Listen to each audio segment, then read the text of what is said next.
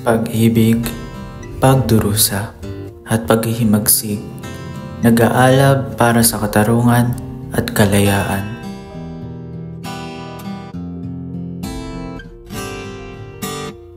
Pag-ibig, pagdurusa, at paghihimagsik, nag-aalab para sa katarungan at kalayaan.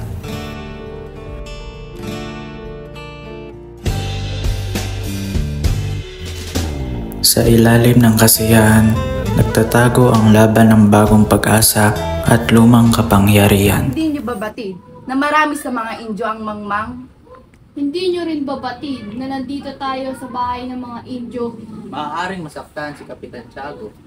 Matagal na niyang iniisip na hindi siya Indio.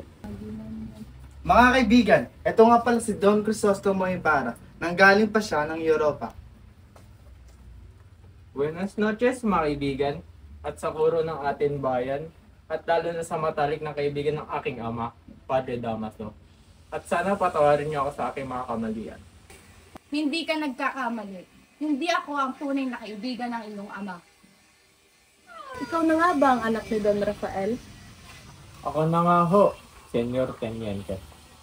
Ibarra, 7 taon sa Europa. Ano ang iyong mahalagang natutunan? Kalayaan o pagkakaalipin ng bansa ang nagdidikta ng kasaganahan nito. Lustayin mo ang yaman sa ganyang ideya. Bulag ka ba? Ipapasalamat ako at palagay ang loob ng kuro sa akin, ngunit ipagpaumanhin niyo at may lakad pa ako bukas. Lansamang abala, katotohanang masakit noong nalaman ng katotohanan. Senyor Ibarra, sandali lamang. Uy, Senyor Teniente, ginulat niyo naman ako. Mag-iingat kayo, senyor. Maging aral sa inyo ang nangyari sa inyong ama.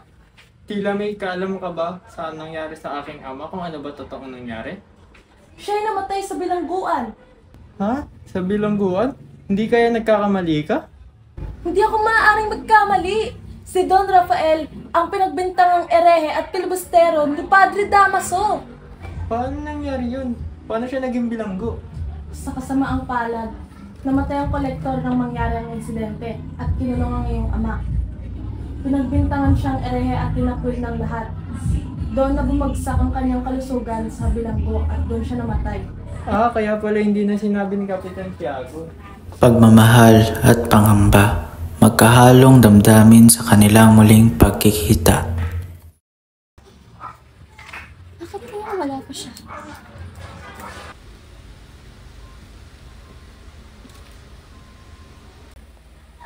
Magandang umaga, Tia Isabel. Magandang umaga din sa'yo, Iho. Nandito si Maria Clara at sandali lamang at siya'y tatawagin ako.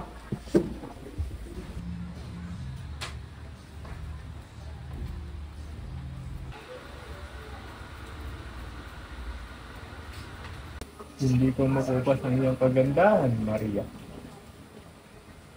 Nakapunta ka lang ng Europa ay tila tumamis lang yung salita.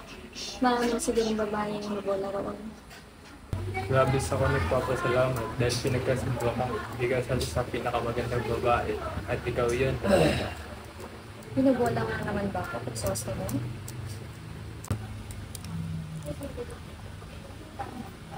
Mahal ko. Labis ako nang malila sa iyo. Masigit ako nang malila sa iyo sa gusto mo. Maria, kailangan ko na umuwi sa San Diego. Bukas ay araw na ng mga batay. Sandali. Ialay mo ito sa iyong mga magulang. Maraming salamat, mahal ko. Mag-iingat ka. Mahal ko sa gusto mo. Sementeryo ng lihim at bighating natuklasan ng mapait na sinapit ng kanyang ama. Nasaan ang malaking cross na itinirik dito? Ah, sinunog na yun. Sinunog? Ba't mo ginawa? Sensya na, senyor! Napagutusan lang ako ng malalaking kura na ilibing kasama ng mga incheck! Tama mo naman. Pasensya na, senyor. Masyadong mabigat. Umulan din nung gabing iyon, kaya naitapon ko yun sa ilog. Ba't mas ilog ang aking ama? Anong ginawa mo sa ama ko? Hindi ako yun. Nagkamali ka. Hindi ako yun. Si Padre Damaso yun. Siya yung may utos. Dilim ng gabi, dilim ng lipunan, pait at kirot ng mga inosenteng biktima ng lipunang mapangapi. Magpahinga naman na tayo, Crispin. Kuya, magkano bang kinita mo ngayong buwan? 2 piso. Bakit mo na? Kuya, bayaran mo sinabi ng ninakaw ko. Natatakot ako baka malaman ko ni ina. Naku, hindi ko mababayaran yan. 32 piso? Huwag ka mag-alala. Wala kang ninakaw. Paniniwalaan ka ni inay. Hindi nila ako paniniwalaan. Basilio, 2 real lang iyong utang sapagkat hindi mo maayos na ipatunog ang kampana. At ikaw, Crispin, hindi ka makakauwi hanggat hindi mo nasasauli ang iyong ninakaw. Wala akong ninakaw.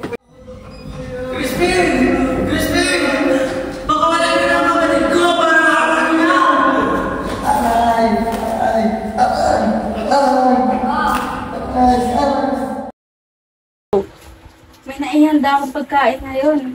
Sigurado magugustuhan ito ng mga anak ko. May pagkain ba? Oo, meron. Nasaan? Nasaan? Ilapag mo! Oo, ito. Wala nang tira. Paano sa mga anak ko? Wala na! Mga wala kayong kwenta! Bakit? Asan ba sila? Asan ba yung mga anak mong walang kwenta? Pauwi pa lang galing sa akong bento. Mga walang silbi! Naku, paano na mga anak ko nito? Inay! Bakit ka umiyak, anak ko? Si Crispin po, naiwan sa kubento. Natatakos lang po ako. Pinagbibintangan po siyang magnanakaw. Ano? Mababait kong anak?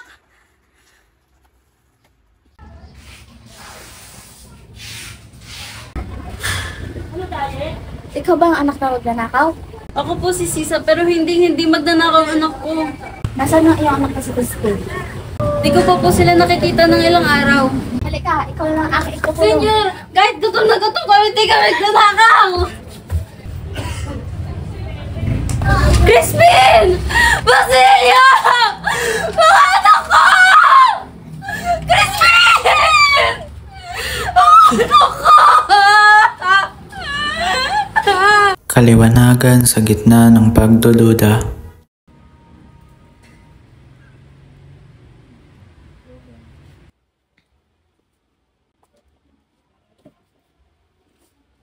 Naaabala ko po ba kayo, pilosopo?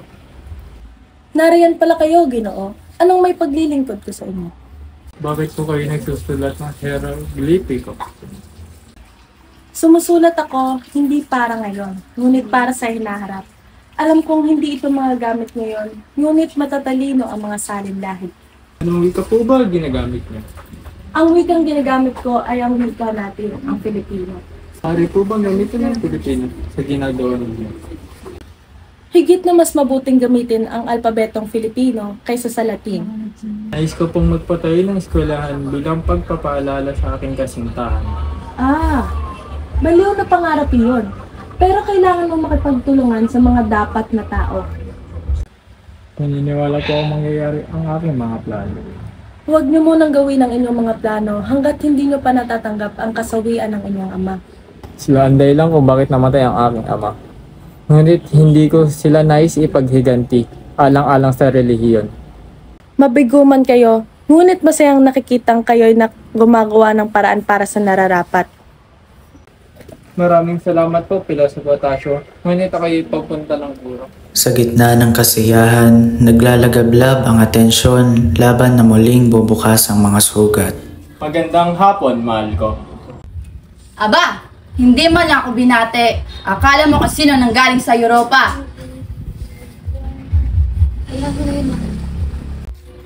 Mahal ko, kung alam mo lang kung gano'n ako nagtitimpi sa taong ito.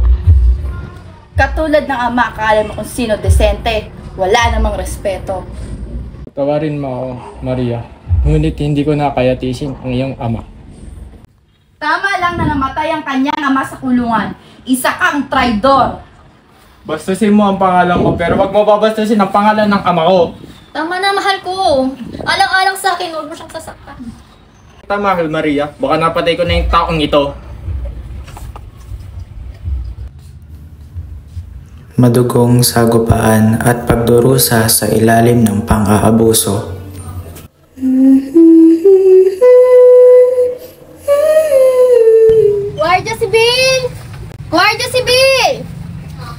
po, senyora.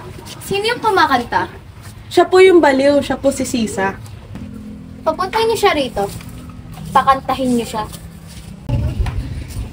Halika! Sinatawag ka rin doon niya konsolasyon! Bakit mo wala akong ginagawa?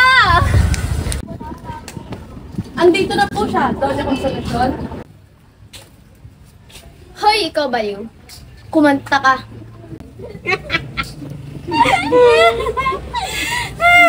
Baliw, baka ikaw yun. Ako? Ikaw ang baliw. Hindi ako. Baliw! Ikaw yung baliw! Ikaw yung baliw! Ah!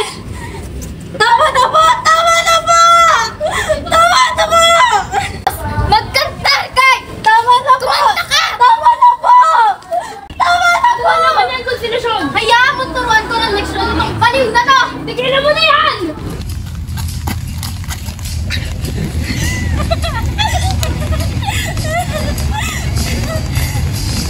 Dugo! Mga anak ko! Crispin! Basilio! Mga anak ko!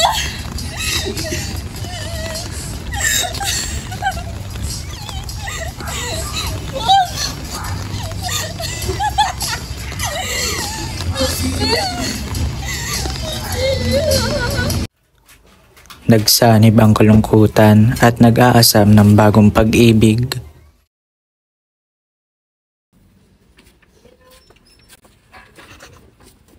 Doña Victorina, kayo po pala. Tuloy kayo. Kamusta na ang kalagayan ni Maria Clara? Ganun pa rin, walang pagbabago. Iha, kamusta ang pakiramdam mo? Sumasakit pa rin po ang aking ulo, Doktor. Magandang araw, Kapitan Tiago. Ang araw din po. Tuloy po kayo. Siya po ba si Maria Clara? Oo, siya nga si Maria Clara. Tunay nang maganda siya. Magandang umaga, Padre Damaso. Tuloy po kayo. Maria Clara, kamusta ka, Iha? Ayos lang ako, Padre Damaso. Labis ako nag-aalala sa'yo. Magpagaling ka. Maraming salamat po. Ang galit ng dalawang donya, bawat galit ay nagpapaalam ng kanilang laban. Heh! Ang pagpangat naman ng mga mukha ng mga dumadaan. Ay, lavandera! Ako bang pinagsasabihan mo? Bakit? Tamaan ka ba? At anong sinasabi mong lavandera? Baka gusto mong labahan ko yung kulot mong buhok. Pwe! Mukhang mangkukulam? Kala mo naman kung sino ka, ha? Gusto na, Victorina! Wala kang mapapala sa mga iyan! Pagtakas o paglaban, sumiklab ang apoy ng rebelyo. Bayan ay nagsimula ng mag-alab. Oh, Elias, ikaw pala. Senyor Ibarra, umalis na po kayo ng lugar sa lalong madaling panahon. May magaganap pong pag-aalsa at kayo po ang ituturong may pakanaan nito. Ngunit sino ang... Hindi ko rin po alam kung sino ang may tunay na salarin dito. Ngunit anong dapat ko gawin? Tunugin niyo po ang lahat ng papeles. Magtago kayo sa kahit saan na hindi kayo mahahanap. Maraming salamat sa iyo, kaibigan. Kasiyahan, balot ng alingaw-ngaw na takot na puno ng pangamba at paghihirap. Gusto mo? Patawarin mo ako, mahal. Ngunit ikinakatakot ko. Tanawin natin ko. Huwag mong sabihin yan. Mas sisigurado kung mag-aalala ka kung sabi ko na. Ha? Paano nangyari yun? Hindi na yun ang mahalaga pa. Ang mas mahalaga sa akin, patandaan mo na ikaw lang ang mamahalin ko. Isos ko lang. Paalis na sina Elias at Ibarra malapit sa may ilog. Elias, saan tayo magpapatungo? Sa kaibigan ko, sa Mandaluyong. Tapos, Magpapakatatag ka sa ibang bansa. bakit hindi mo ako sama? Para saan pa? Narito ako upang bumawi sa mga kasalanan ng aking mga ninuno. May paparating! Magtago ka! Iligtas mo ang sarili mo! Magkita tayo sa Noche Buena, sa tabi ng puntod ng lolo mo. Okay, aasahan ko ito, kaibigan. Isang laban ng pagnanasa at tunguhing pilit pinipigilan. Hindi! Hindi! Hindi maaari! Hindi!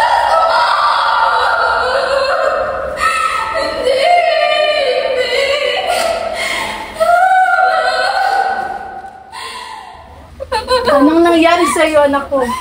Bakit ka umiiyak? Masaya na ba kayo? Wala na siya! Wala na si Crisostomo!